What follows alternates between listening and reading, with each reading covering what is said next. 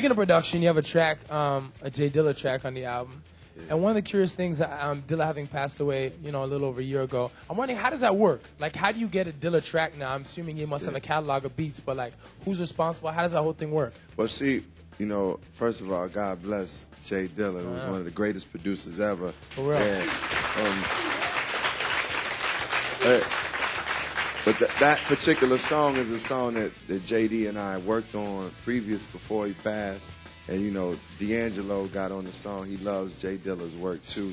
And so we had worked on it before. We do have some tracks that JD left behind, but I was glad that we got to create that together before he passed. I love that shirt, man. Midnight. Midnight Marauders, man. That has so much influence on me, man.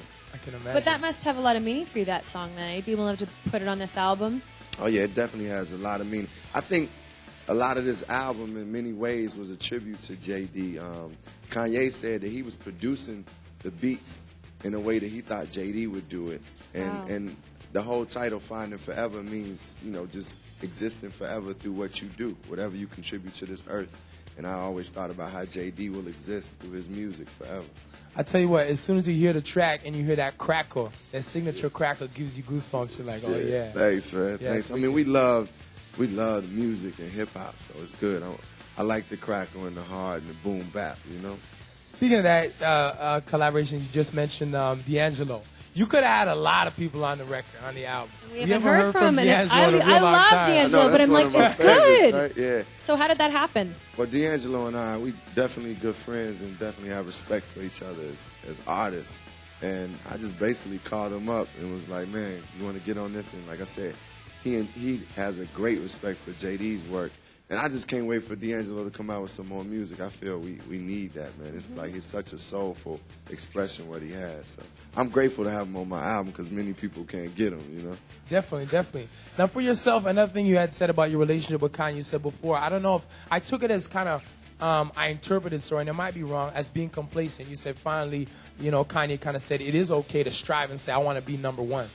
And I'd read some stuff about that. Yeah, well, I think sometimes in your journey, you feel afraid to be like, yo, I'm the best, or I'm great at what I do, or yeah, I look good. It's like almost like you scared to say it because you feel you go offend other people.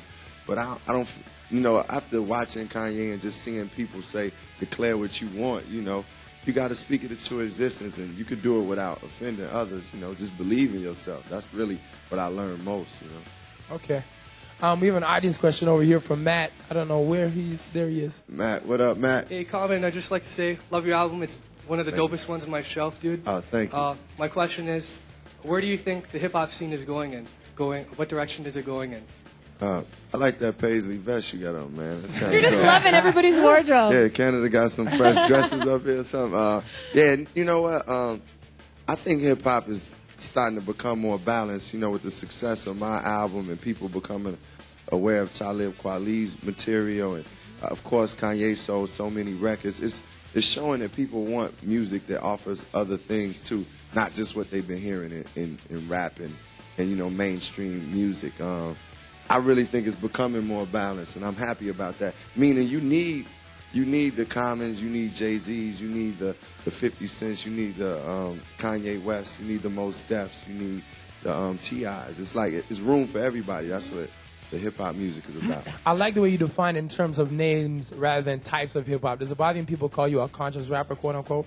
Yeah, people call me conscious. At first I had a problem with being boxed in like that, but when I think of conscious artists throughout time and what conscious just means being awake. And not just because I'm conscious don't mean that I don't like kicking it. I like girls, I like having fun, Like, so I ain't mad at the term. And when I look at conscious artists throughout the years, those are artists like Bob Marley or Bob Dylan or Marvin Gaye, so. Public Enemy. Yeah, I want to be called Public Enemy, KRS, Yeah. So I'm cool with being called conscious then.